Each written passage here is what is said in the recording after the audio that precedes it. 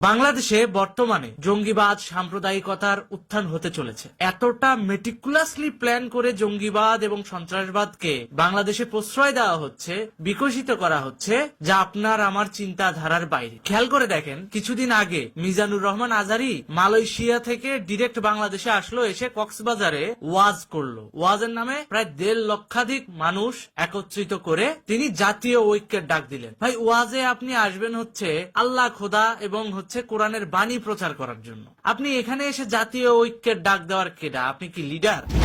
আপনি কি নেতা? যদি নেতা হন সেটা প্রকাশ করেন যে আমি নেতা। আর যদি বলেন যে না আমি ইসলামিক বক্তা, তাহলে ইসলামের কথাগুলাই আপনি বলেন। আপনি যেটা বলতেছেন বা যেই ঐক্যের ডাক দিচ্ছেন, যেই কথাগুলো বলেছেন ইসলামের নাম ব্যবহার করে, সেগুলো সম্পূর্ণ জঙ্গিবাদের সাথে রিলেটেড।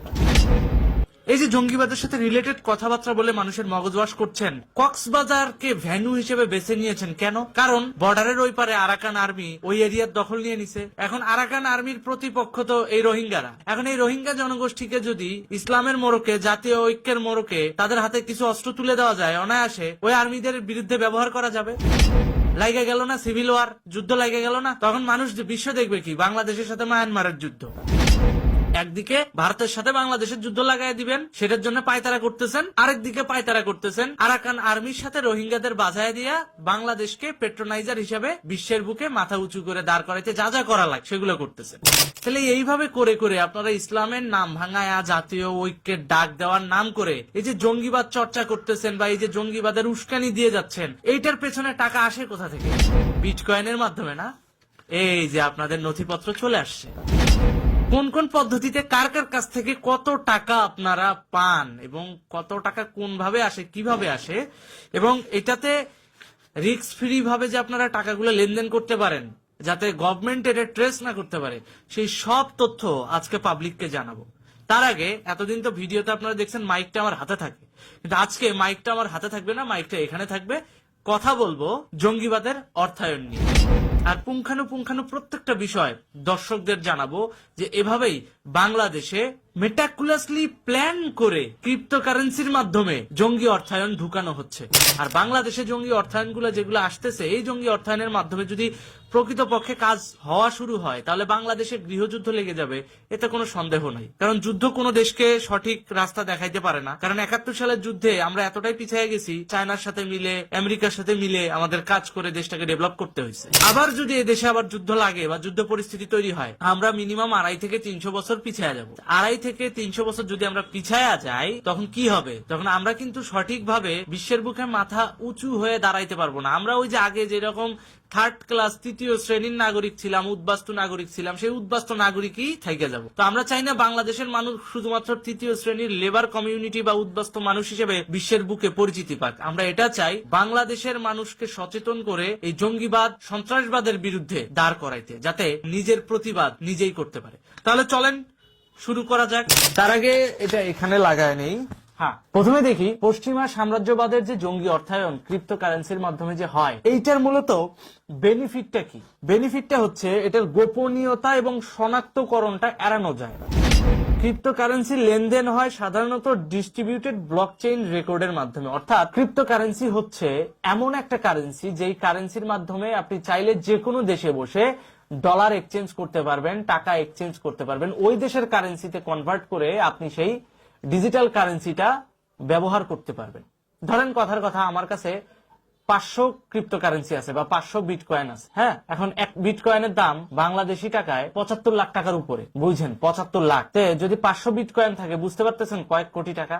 এখন এই কয়েক কোটি টাকা তো আমি একসাথে ভাঙাইতে পারবো না। তো আমি কি করলাম, আমার রংপুরের যে অ্যাক্টিভিস্টটা আছে, ওর যে ক্রিপ্টো ওয়ালেট আছে, সেখানে আমি ওর যতটুকু পাওনা সেটা আমি ফরওয়ার্ড করে দিলাম। ও কি করবে, ডিরেক্ট চলে যাবে হচ্ছে বিকাশের দোকানে যায়, বাইন্যান্স অ্যাকাউন্টের মাধ্যমে কিংবা ক্রিপ্টোর যে ওয়ালেট আছে সেই ওয়ালেট গুলোর মাধ্যমে ডিরেক্ট এক্সচেঞ্জ করে নিবে বাংলা টাকায়, কনভার্ট করে নিবে বাংলা টাকায়। সবাই জানবে এ তো কারেন্সি কনভার্ট করতেছে, কিন্তু প্রকৃতপক্ষে এই কারেন্সিটা আসছে যেখান থেকে, সেই জায়গাটা আপনি ট্রেস করতে পারবেন না। কেন? ওই যে ওকে যে পাঠিয়েছে, ওর ফোন থেকে ও শুধুমাত্র ওই প্ল্যাটফর্মের ওয়ালেটে টাকাটা ডিপোজিট করে দিছে, কিন্তু সেই ওয়ালেটের এক্সেসটা আছে ওই রংপুরের ওই মানুষটার কাছে। ফলে কি হয়, আমরা যেমন ব্যাংকিং সিস্টেমে লেনদেন করলে অ্যাকাউন্ট ডিটেলসটা বের করতে পারি, স্টেটমেন্টটা বের করতে পারি, যে কোনো ব্যাংকে যায়া ঢুকে আমরা দেখতে পারি যে ও কোন অ্যাকাউন্ট থেকে কোন অ্যাকাউন্টে টাকা পাঠাইছে, এটা যেমন একটা ট্র্যাক করার অপশন আছে, বাইন্যান্সে কিংবা ধরেন এই যে ক্রিপ্টোকারেন্সিতে এই অপশনটা নাই। এটা একমাত্র আমেরিকার গোয়েন্দা সংস্থা সরাসরি অ্যাক্সেস করতে পারবে, তাও ওদের হেড অফিসে। যে এক এক বিটকয়েনের হেড অফিস এক এক দেশে, তো সেই দেশের অর্থনৈতিক লেনদেনের হিসাব ওই দেশের সরকার কেন আপনাকে দিবে? ব্যাপারটা এই জায়গায়। তো ব্লক চেইনের যে শনাক্তকরণ, এই জিনিসটা থাকতেছে না। আরেকটা যে বিষয়, সীমান্তহীন লেনদেন করা সম্ভব এখানে। কিভাবে? ক্রিপ্টোকারেন্সি ব্যবহারের মাধ্যমে অর্থ আন্তর্জাতিকভাবে স্থানান্তর করা সহজ হয়। এটি কোনো ব্যাংকিং সিস্টেম বা সরকারের নজরদারির আওতায় থাকে না, যা জঙ্গি গোষ্ঠীগুলোর জন্য উপকারী। অর্থাৎ ক্রিপ্টোকারেন্সিতে আপনি কয় টাকা লেনদেন করতেছেন, এইটার রেকর্ড বাংলাদেশ ব্যাংকের কাছে নাই। যেমন যে কোনো ব্যাংকের মাধ্যমে আপনি যদি লেনদেন করেন কিংবা বিকাশের মাধ্যমেও যদি আপনি লেনদেন করেন, বিকাশের সার্ভারে আপনি গেলে পাচ্ছেন। যদি ব্যাংকিং সেক্টরে লেনদেন করেন তাহলে যে কোনো ব্যাংকের সার্ভারে আপনি সেটা পাচ্ছেন। কিন্তু প্রকৃতপক্ষে ক্রিপ্টোকারেন্সির যে লেনদেনটা, এটা বাংলাদেশ ব্যাংকের হাতে থাকে না। এটা ওই ক্রিপ্টোকারেন্সির যে কোম্পানি, সেই কোম্পানির সার্ভারে থাকে। এখন খেয়াল করে দেখেন, এই কোম্পানিগুলো কিন্তু তাদের ডাটা শেয়ার করে না। বলা হয় এটা হচ্ছে আইটি সিকিউরিটির জন্য তারা এটা করে না, ডাটা সিকিউরিটির জন্য, প্রাইভেসির জন্য তারা এটা করে না। মূলত এই প্রাইভেসির সুযোগ সুবিধাটা নিয়েই এই জঙ্গি অর্থায়নগুলো এই বিটকয়েন ওয়ালেটের মাধ্যমে সম্পাদিত হয়ে থাকে। আপনি আরেকটা জিনিস খেয়াল করে দেখেন, বিটকয়েন জঙ্গিবাদের অর্থায়নের জন্য কেন নিরাপদ? ছদ্মনামে অর্থ সংগ্রহ করা যায়। অর্থাৎ আপনার নাম সাপোজ ধরে নেন কলিমুল্লাহ, কিন্তু আপনি বিটকয়েন ওয়ালেটে নাম দিয়ে রাখছেন মিস্টার জন। এখন এই যে মিস্টার জনের ওয়ালেটে টাকা আসবে, ঢুকবে, তো এটাতে তো কোনো আইডি প্রুফ দেখান লাগে না। জাস্ট ওই বিটকয়েন থেকে আমি ডলারে কনভার্ট করে নিতে পারতেছি, ডলারে কনভার্ট করলে সেই ডলার থেকে আমি বিকাশে কনভার্ট করতে পারতেছি।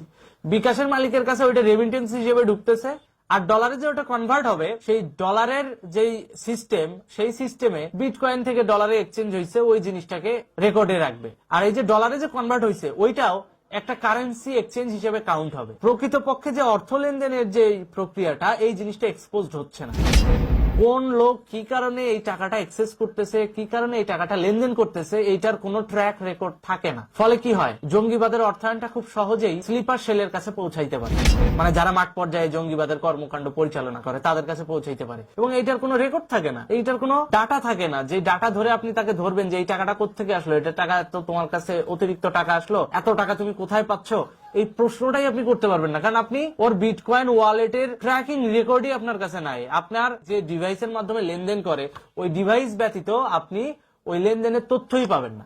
এখন ওই ডিভাইস তো স্বভাবতই, ও যেহেতু তলে তলে এইরকম আর্থিক লেনদেন করে, ও কি সরাসরি এই ডিভাইস কি ওপেন রাখবে? রাখবে না। ও যে ডিভাইস ব্যবহার করে সেগুলো তো ওর হাতেই থাকবে, কিন্তু যেই ডিভাইসের মাধ্যমে আপনার বিটকয়েন কারেন্সি লেনদেন হয়, ওই ডিভাইস তো সচরাচর পাবলিকের সামনেই আনবে না। ওটা এমন একটা সিরিয়াস জায়গায় রেখে দিবে যে এটা ও ছাড়া আর কেউ জানে। তো ওই যে ডিভাইসগুলা, এই ডিভাইসগুলো কোথায় আছে, কিভাবে আছে বাংলাদেশে, এটা অনেকেই জানে না। এমনও আছে যে এমনও মানুষ দেখা গেছে 5-6টা ফোন ইউজ করে, কিন্তু পাবলিকলি যখন বের হয় 2টা ফোন নিয়ে বের হয়। বাকি যে 4টা ফোনে বিটকয়েন লেনদেন হচ্ছে বা 4টা পিসিতে বিটকয়েন লেনদেন হচ্ছে, এইটার তথ্য কিন্তু আইন শৃঙ্খলা রক্ষাকারী বাহিনীর কাছে নাই, কারণ ওই যে সার্ভার ট্র্যাক করা যায় না বিটকয়েনের, এই জন্য। তো যতদিন পর্যন্ত ওই ব্যক্তিটা নিজে না ফ্ল্যাশ করতেছে, ততদিন পর্যন্ত কিন্তু এইটা দেখার কোনো সুযোগ নাই। এই জন্য বাংলাদেশে বিটকয়েন তো অ্যালাউ করা হয়েছে, কিন্তু বিটকয়েন অ্যালাউ করার 1 বছরও হয় নাই, বাংলাদেশে জঙ্গিবাদের ফান্ডিং শুরু হয়ে গেছে। 2023 সালের মাঝামাঝি সময়ে বিটকয়েন অ্যাপ্রুভ করছে, 24-এর ঠিক জুলাই মাসে এসে জঙ্গিবাদের হাতে পুরো বাংলাদেশ জিম্মি হয়ে গেছে। তার মানে এটা কি বোঝাচ্ছে? বিটকয়েনের মাধ্যমে যে তলে তলে লেনদেন হচ্ছে, এটা ট্র্যাক রেকর্ড বাংলাদেশ ব্যাংকের কাছে নাই। তো যারা পিকেটিং করতেছে, যারা ধরেন অস্ত্রবাজি করতেছে, যারা গোলা বারুদ কিনতেছে, এদের লেনদেন হচ্ছে বিটকয়েনের মাধ্যমে। তাহলে এটা রেকর্ড যেহেতু বাংলাদেশ ব্যাংকের কাছে নাই, তো বাংলাদেশ ব্যাংক এটার ধরারও সুযোগ নাই। ফাইন্যান্সিয়াল ইন্টেলিজেন্স গোয়েন্দা যে এটা ধরবে, তারও কোনো সুযোগ নাই। তো এই যে পদ্ধতি, আমরা যদি বিটকয়েনকে অ্যাপ্রুভাল দেই রাষ্ট্রীয়ভাবে, তাহলে অবশ্যই সেটাকে নজরদারির আওতায় তো রাখা উচিত। সেটা রাখার মতো কোনো সুযোগ নাই, কারণ বিটকয়েন কখনোই ট্র্যাকিং করা যায় না। এটা একমাত্র আইন শৃঙ্খলা রক্ষাকারী বাহিনী যদি ওই বিটকয়েন কোম্পানি যেই কারেন্সিতে লেনদেন হচ্ছে, সেই কারেন্সি কোম্পানির সার্ভার ট্র্যাক করে তবে। কিন্তু সেই সার্ভার তো ধরেন আমেরিকায়, সেই সার্ভার তো ধরেন রাশিয়ায়, সেই সার্ভার তো ধরেন পর্তুগালে। তা আপনার একটা কারেন্সির ট্র্যাক রেকর্ড যাচাই করতে আপনার ওই সমস্ত দেশে কিন্তু দৌড়াইতে হবে। আরেকটা যে বিষয়, সেটা হচ্ছে ডার্ক ওয়েব এবং ক্রিপ্টোকারেন্সি। ডার্ক ওয়েবের মাধ্যমেও কিন্তু জঙ্গিবাদের অর্থায়নটা বাংলাদেশে হচ্ছে। অর্থাৎ অস্ত্র ক্রয়, ভুয়া পরিচয়পত্র তৈরি বা জঙ্গি কার্যক্রমে প্রয়োজনীয় সরঞ্জাম কেনার ক্ষেত্রে ক্রিপ্টোকারেন্সি ব্যবহার হতে পারে।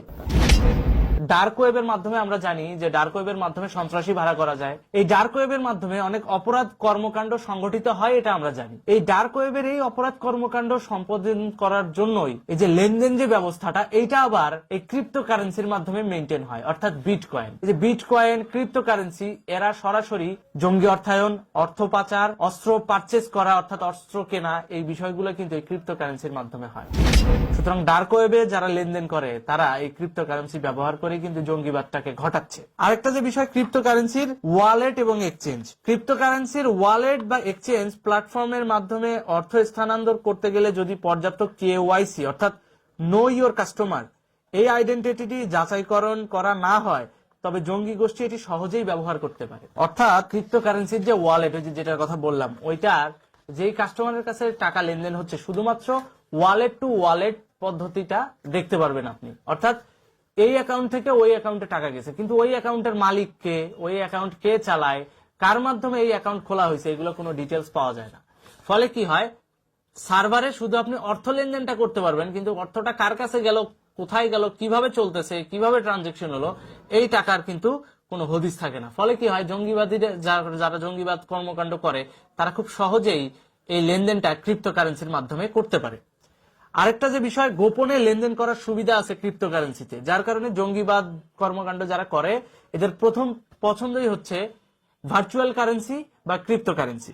সেটা হচ্ছে ক্রিপ্টোকারেন্সি লেনদেন করতে কোনো ব্যাংক বা সরকারের অনুমতি লাগে না। এটি একটি গোপন অর্থ পাঠানো বা গ্রহণ করার জন্য সহজ পদ্ধতি। যেমন জঙ্গি গোষ্ঠী কোনো দেশের বাইরে তাদের অর্থ সংগ্রহ করতে চাইলে তারা ক্রিপ্টোকারেন্সি ব্যবহার করতে পারে এবং এই পদ্ধতিতে তাদের নাম পরিচয় লুকানো সহজ। ওই যে যেটা বলছিলাম, সার্ভার টু সার্ভার, শুধু আপনার এই অ্যাকাউন্ট থেকে এই অ্যাকাউন্টে টাকা গেল, কিন্তু এটার মালিককে, এই জিনিসটা কিন্তু আইডেন্টিফাই হয় না।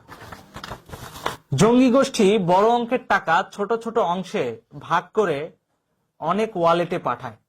এতে ট্র্যাক করা কঠিন হয়ে পড়ে। অর্থাৎ আপনার বড় একটা অ্যামাউন্ট জঙ্গি অর্থায়নের জন্য ব্যবহার করা হবে, কিন্তু আপনার যেই কর্মীগুলো আছে, যে অ্যাক্টিভিস্টগুলো আছে, তাদের কাছে এটা কোনো না কোনো লিডার আগে যায় পৌঁছাইতো না, মোটা অঙ্কের বান্ডিল নিয়ে যায় তারা এটা স্প্রেড করতো না। ওই জিনিসটা এখন ক্রিপ্টোকারেন্সি সফটওয়্যারের মাধ্যমেই হবে। সেটা কিরকম, যাদের যাদের কাছে টাকা পাঠানো দরকার ওদের ওয়ালেট নাম্বার গুলো দিয়ে দিবে, সিম্পল একটা নাম্বার সংখ্যা, ওই সংখ্যা অনুযায়ী ধরেন কথার কথা 100টা মানুষের কাছে টাকা পাঠাইতে হবে, তো 100টা ওয়ালেট নাম্বার নিবে, ওই 100টা ওয়ালেট নাম্বারে ছোট ছোট অ্যামাউন্ট ভাগ করে পাঠায় দিবে। ফলে কি হবে, ট্রানজেকশন রেকর্ড রাখার কোনো সুযোগ থাকে না। কিরকম, এখানে ছোট ছোট ছোট ছোট অ্যামাউন্ট ওই ওয়ালেট গুলোতে ঢুকছে এবং ওই ওয়ালেট গুলো কোন দেশ থেকে পরিচালিত হচ্ছে এটার কোনো সার্ভার রেকর্ড থাকে না, কারণ ব্লক চেইন পদ্ধতি।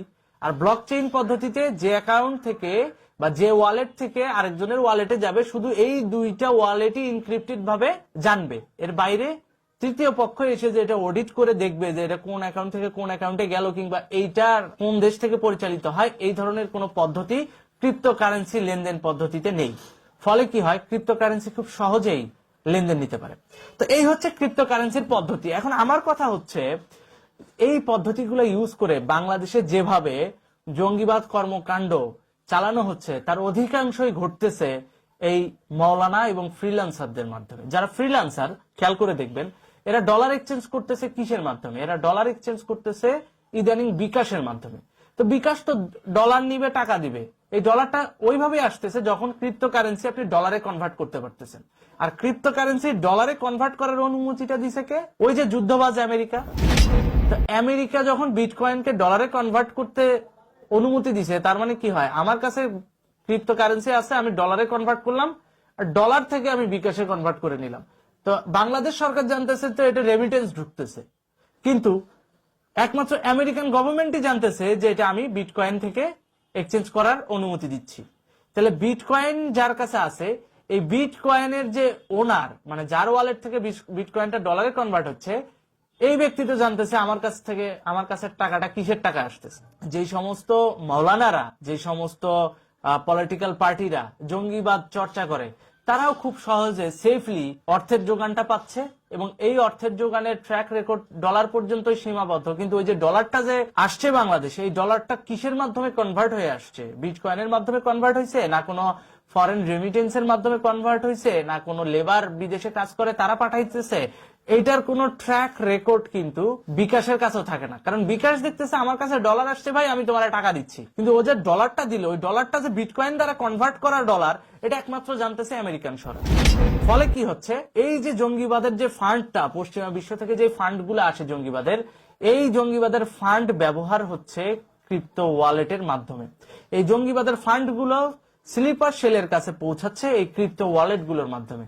তাই বাংলাদেশে দ্রুত ক্রিপ্টোকারেন্সি বন্ধ করে দেওয়া উচিত। আর একই সাথে অনলাইন জুয়া, হ্যাঁ অনলাইন জুয়ার মাধ্যমেও পাবলিককে শোষণ করা হচ্ছে, এটা নিয়ে আমি আলাদা ভিডিও বানাবো, সমস্যা নাই। এই অনলাইন জুয়া বন্ধ করা উচিত, কারণ এই অনলাইন জুয়ার মাধ্যমে বাংলাদেশের যুব সমাজ লোভে পড়ে অনেক অর্থ নষ্ট করতেছে। এই অনলাইন জুয়ার সাথে পশ্চিমবঙ্গের একটা বড় সিন্ডিকেট জড়িত, ভারতের বড় সিন্ডিকেট জড়িত। এটা নিয়ে আগামী পর্বে কথা হবে, আগামী ভিডিওতে এটা নিয়ে ডিটেলস ভিডিও বানাবো। ততদিন পর্যন্ত ভালো থাকুন। আজকের ভিডিওর উদ্দেশ্য একটাই ছিল, সেটা হচ্ছে এই যে ক্রিপ্টো কারেন্সি গুলা জঙ্গি অর্থায়নে ব্যবহার করা হচ্ছে, দ্রুত এই ক্রিপ্টো কারেন্সি ট্রানজেকশন বাংলাদেশে বন্ধ করা হোক। বাংলাদেশে যদি ক্রিপ্টো কারেন্সি ট্রানজেকশন বন্ধ হয়, তাহলে অনায়াসে জঙ্গিবাদের ফান্ডিং সোর্স কমে যাবে, একেবারে জঙ্গিবাদের বেসমেন্টটা ভেঙে যাবে। ফলে কি হবে, থাকবে কি ডলার ট্রানজেকশন। তারপর আপনি ডলার ট্রানজেকশনটা ট্র্যাকিং করতে পারবেন প্রপারলি। আরেকটা যে বিষয় ক্রিপ্টোকারেন্সির আরেকটা মাধ্যম কিন্তু নিয়ন্ত্রণ হচ্ছে অভ্যন্তরীণ মুদ্রাস্ফীতি ঘটানোর কাজে। কিভাবে সেটা? এই যে মুদ্রাস্ফীতি ঘটে, আপনি খেয়াল করে দেখেন, আমি এখান থেকে ইন্ডিয়া যাব, কথার কথা, আমার সরকার, আমার ব্যাংকিং সিস্টেম আমাকে অনুমতি দিয়েছে $5,000 নিয়ে যাওয়ার জন্য। তো আমি $5,000 আমার পাসপোর্টে এন্ডোর্স করে আমি ইন্ডিয়ায় গেলাম, কিন্তু আমি আমার ক্রিপ্টো ওয়ালেটে বা আমি আমার বাইন্যান্স ওয়ালেটে $20,000 ক্রিপ্টোকারেন্সি বাই করে রাখছি।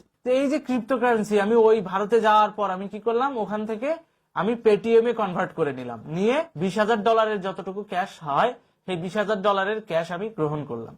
গ্রহণ করে আমি ওই $20,000 ওখানে খরচ করলাম, যেখানে আমার বাংলাদেশ সরকার অনুমতি দিয়েছে $5,000, তাও পাসপোর্টে।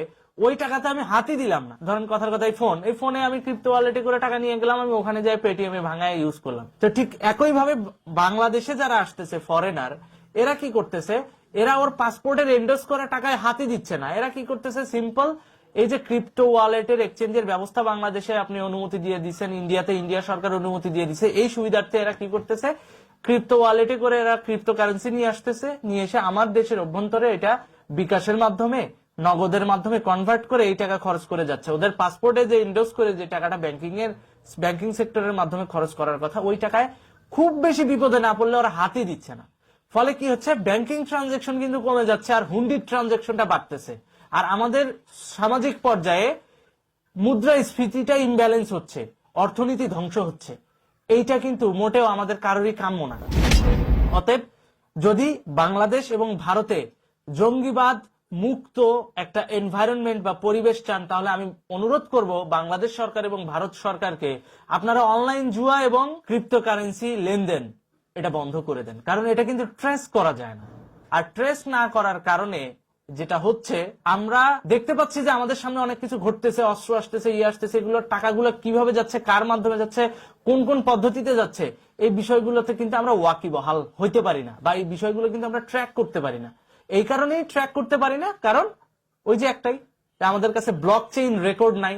যেমন আমি ব্যাংকিং সেক্টরে আসলে আমি ট্র্যাক করতে পারি যে কোন শাখা থেকে কোন শাখায় কয় টাকা গেছে, এটার মালিককে, ব্যাংকের অ্যাকাউন্টের ওনারকে, এবং যার কাছে টাকাটা পাঠাইছে সে সামাজিকভাবে কোন কাজে যুক্ত এবং তার ট্রানজেকশন হিস্ট্রি কি, এগুলো আমরা পাচ্ছি। কিন্তু বিটকয়েনে কিন্তু এই ট্রানজেকশন হিস্ট্রিটা পাওয়ার সুযোগ নাই। এই জন্য আমি বলবো যে জঙ্গিবাদ মুক্ত বাংলাদেশ এবং জঙ্গিবাদ মুক্ত ভারত দেখতে চাইলে অবশ্যই দুই দেশের উচিত এই বিটকয়েন পদ্ধতি পরিহার করা, এবং এই বিটকয়েন পদ্ধতি কোনোভাবেই দুই দেশের জন্য মঙ্গলজনক নয়। ধন্যবাদ।